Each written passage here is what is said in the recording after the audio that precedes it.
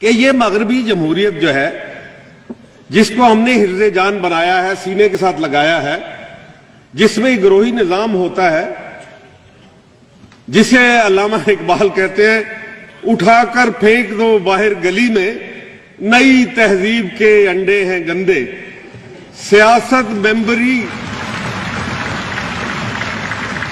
کہتے ہیں election ممبری council وزارت، بچھائے خوب جمہوریت نے پھندے۔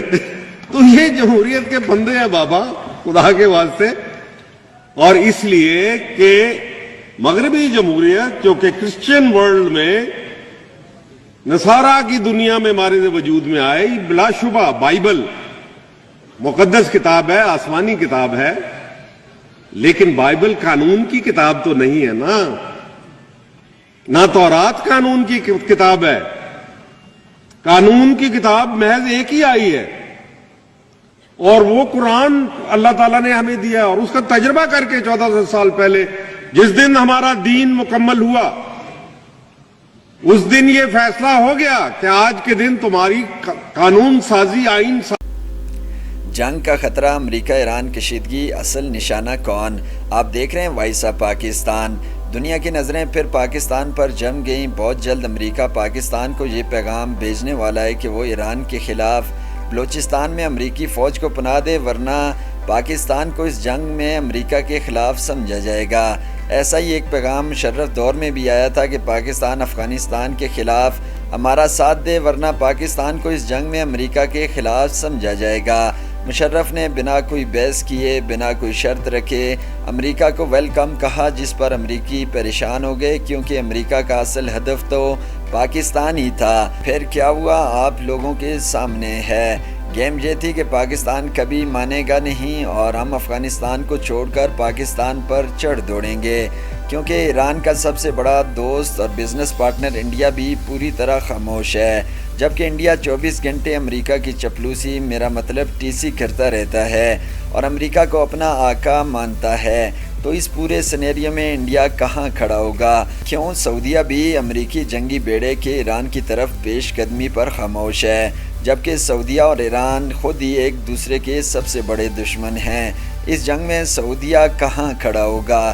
دوسری طرف اسرائیل امریکہ کو ایران کے خلاف براہ راست کارروائی کرنے سے باز کر رہا ہے، اور اسے سعودیہ کو ایران کے ساتھ لڑوانے کی تلقین کر رہا ہے۔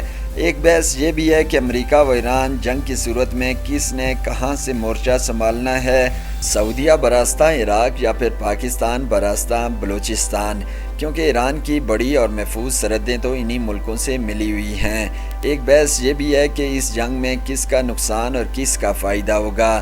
یقیناً جو امریکہ کے ساتھ کھڑا ہوگا اس کو فائدہ ہوگا، وہیں خوب ڈالر کمائے گا، جیسا کہ پاکستان نے کیا۔ امریکہ افغان جنگ میں پاکستان بھی سہولت سے بہت دیر تک فائدہ اٹھاتا رہا اور اربوں ڈالر سالانہ بطور امداد لیتا رہا۔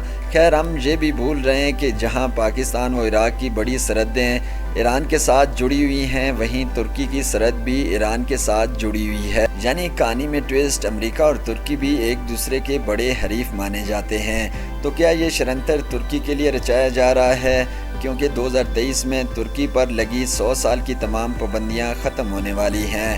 100 سال کی پابندیوں میں رہ کر ترکی نے جو ترقی کی وہ قابل تعریف ہے، اور پابندیاں ہٹ گئیں تو ترکی کہاں پہنچ جائے گا؟ یہ سوال بھی ڈٹ کر کھڑا ہے کہ اس لڑائی میں ترکی کہاں کھڑا ہوگا۔ خیر واپس آ جائیں، ترکی ابھی بہت دور ہے۔ ترکی میں گھسنے کے لیے 50% ایران فتح کرنا ہوگا، اور ایران کی فتح کرنے کے لیے پاکستان کو اس لڑائی میں شامل کرنا ہوگا، اور پاکستان و ایران کی سرحد بلوچستان میں واقع ہے، اور بلوچستان میں سی پیک بن رہا ہے، یعنی کہ چین۔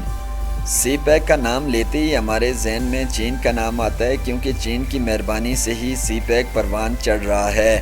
اب دنیا کچھ بھی کہے، اس وقت دنیا کی معاشی سپر پاور تو چین ہی ہے، اور متوقع سپر پاور بھی۔ یہ بات امریکہ بہادر کو کہاں ہضم ہو رہی ہے؟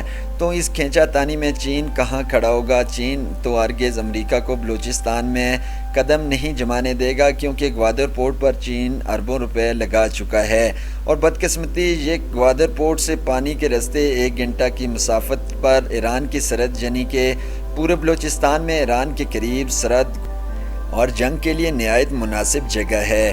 یعنی اگر ایران و امریکہ جنگ ہوتی ہے تو امریکہ بلوچستان میں قدم رکھ لیتا ہے تو ہمارا سی پیک 30-40 سال کے لیے کھڈے لائن لگ جائے گا۔ اب مجھے ایک مرد مجاہد جنرل حمید گل کی بات یاد آتی ہے، کیونکہ انہوں نے مرنے سے پہلے کہا تھا جس دن امریکہ ایران پر حملہ کرے گا اس دن آ کر میری قبر پر پیشاب کر دینا۔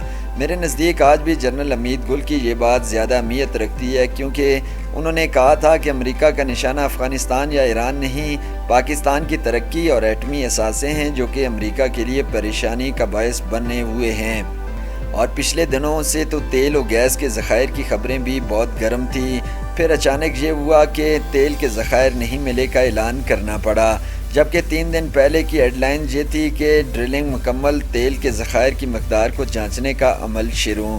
ایگزون موبل کا ڈرلنگ کرنا، پریشر کک کا ملنا، ڈرلنگ مکمل ہو جانا، ذخائر کی مقدار کو جانچنے کا عمل شروع ہو جانا، ڈرلنگ والی جگہ کو ایک دم پاک بحریہ کی سیکیورٹی احصار میں لے لینا، ڈرلنگ بند، امریکہ ایران ٹینشنز۔